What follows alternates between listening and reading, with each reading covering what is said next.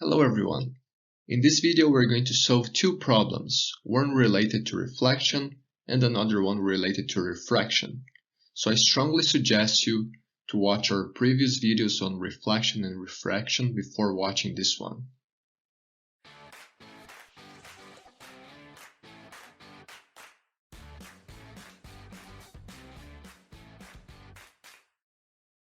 Let's start with our problem number 1 about reflection. For this problem, we want to show that when light reflects from two mirrors that meet each other at a right angle, the outgoing ray is parallel to the incoming ray. Okay, we have our two mirrors here meeting at a right angle. We have our light ray, and we want to prove that this line here, this ray, is parallel to this one. Let's define then our internal angles here, okay? And what we want to show, to prove, is that the sum of all these internal angles is 180, right? So 2 theta 1 plus 2 theta 2 is 180. So both rays are parallel. We can keep going and define our other angles in this figure. We can have our alpha angle here, that's the same as the outside part, and the beta angle for the other mirror, okay? Well, if you take a closer look into this part of the image, we have a right triangle here. And for any triangles, the sum of the internal angles is 180. So we have that alpha plus beta plus 90 is 180 degrees. Or alpha plus beta is 90 degrees. Let's isolate alpha here, because we're going to use this later. And this is our equation number 1, okay? Very good. Let's keep going analyzing this image here. We have that 2 alpha plus 2 theta 1 is 180. Well, this is because it's a flat mirror, right?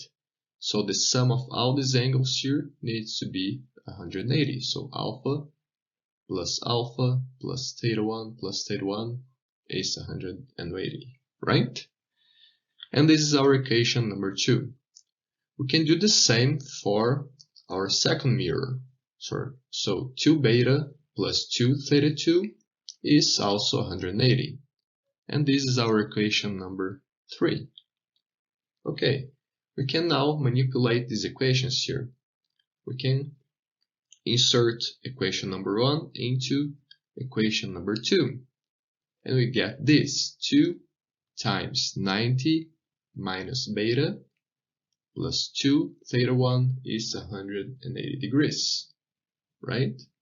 Well, let's multiply this number 2 here, and we have that 180 degrees minus 2 beta plus 2 theta 1 is 180 degrees. Well, we can simplify. We have 180 on both sides of the equation, and we have that 2 theta 1 equals 2 beta. Well, we can put this relation here now into equation number 3. So this 2 beta is actually 2 theta 1. And that's exactly what we wanted to show in the very beginning of the problem, right? So 2 theta 1 plus 2 theta 2 is 180 degrees, meaning that this rays here, this two light rays, the incoming and outgoing ray, are parallel. And so it doesn't matter the angle here, you hit the first mirror, the outgoing ray will always be parallel, doesn't matter the angle. Of course, these two mirrors need to meet each other in a right angle.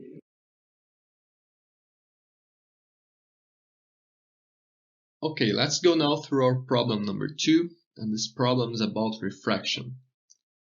For this problem, let's consider this image here, okay? This image shows a ray of light that's passing from one medium into a second and then a third one. And we want to show that theta 3, the angle in the third medium, okay, is the same as it would be if the second medium were not present.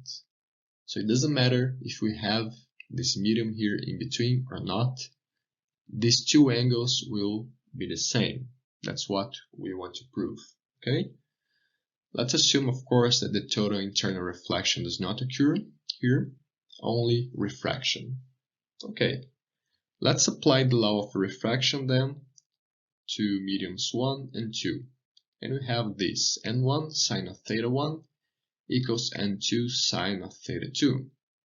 Okay, you can isolate sine of theta 2 here, okay? And let's leave this equation like this for now. Let's go now and apply the law of refractions for mediums 2 and 3. So we have n2 sine of theta 2 equals n3 sine of theta 3. Let's again isolate theta 3 now, and we have this other equation.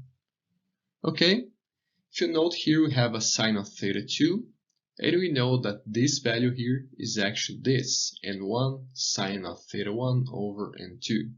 So let's put this value in here, and we have this thing here. Well, we can cancel out n2, right, and get this equation, sine of theta 3 equals n1 sine of theta 1 over n3. We can multiply both sides by n3 and find this equation, n1 sine of theta 1 equals n3 sine of theta 3. And that is exactly the refraction law applied to mediums 1 and 3, as if there were not any mediums in between. So actually it doesn't matter if you have a medium in between here or not. If you want to find this angle here, we can just apply the law of refraction directly from n1 to n3 and forget about this medium in between. Okay? The only difference, of course, is the position at which the ray of light will reach the third medium, because it can be a little bit further or a little bit back from this position here, as if there were no medium in between. Okay, but the angles are exactly the same. So that's it for now. Hope you enjoyed, and see you next time. What did you think about this video? We appreciate your feedback, so tell us in the comments section.